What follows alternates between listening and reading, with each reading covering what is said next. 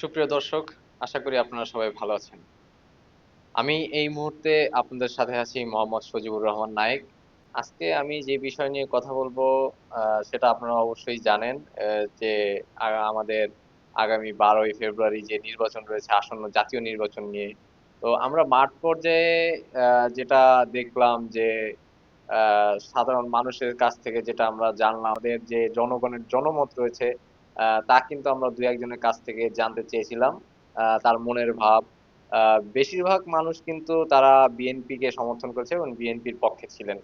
তো চলুন আমরা কথা না বাড়িয়ে আমাদের ভিডিওতে আমরা শুনে আসি তারা কে কি বলছেন।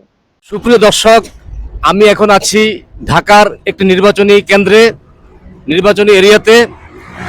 আমি কথা বলছি এই এলাকার একজন ভোটারের সাথে। ভাই, আপনার নাম কি? মোহাম্মদ মাজেদ হালাদার। ফেব্রুয়ারি জাতীয় সংসদ নির্বাচন। এই নির্বাচনে ধানের শীষ, দাঁড়িপাল্লা, ফুলকলি, লাঙ্গল এরকম আরো অনেকগুলা দল আছে, এগুলার অংশগ্রহণ করবে। এখানে আপনার পছন্দের দল কোনটা? আমার পছন্দের দল বিএনপি। বিএনপি? আমি বিএনপিকে ভালোবাসি। মানে ধানের শীষ নাকি? ধানের শীষকে কেন ভালোবাসেন?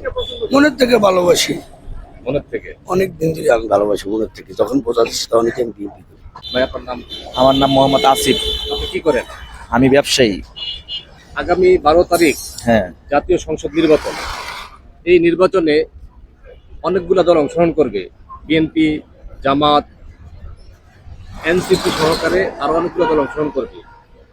আপনার পছন্দের দল কোনটা? আমি তো বিএমপি করি, তাই আমরা মুক্তিযুদ্ধ বিশ্বাসী। আমরা তো রাজাকারী বিশ্বাসী না, তা আমরা ভোট দিন বিএমপিরই ধানের শীষে। আপনার নাম কি? মহিউদ্দিন বাইজিৎ, আপনার গ্রামের বাড়ি কোথায়? চট্টগ্রাম। আচ্ছা, আগামী 12ই ফেব্রুয়ারি জাতীয় সংসদ নির্বাচন। এই নির্বাচনে কোন দল ক্ষমতায় আসলে দেশের জন্য ভালো হবে? আসলে যে দলগুলা আছে এখন 5ই আগস্টের পরে যে পরিস্থিতি, যে প্রেক্ষাপট, এই প্রেক্ষাপটে সবাই আশ্বাস দিতেছে যে জামাত বলতেছে জামাত দেশ গোছাবে যদি ক্ষমতায় যায়, এনসিপি বলতেছে এনসিপি গোছাবে, বিএনপি বলতেছে বিএনপি।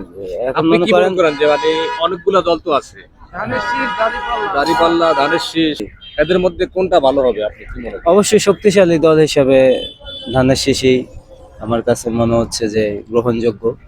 কারণ রাষ্ট্র চালানোর অভিজ্ঞতা ধানের শীষের তুলনায় জামাতে অনেক পিছায় আছে এই ক্ষেত্রে। ঠিক আছে, তো বিএনপি আমার মনে হচ্ছে যে মানুষ আবারও আস্থা রাখবে বিএনপির উপর।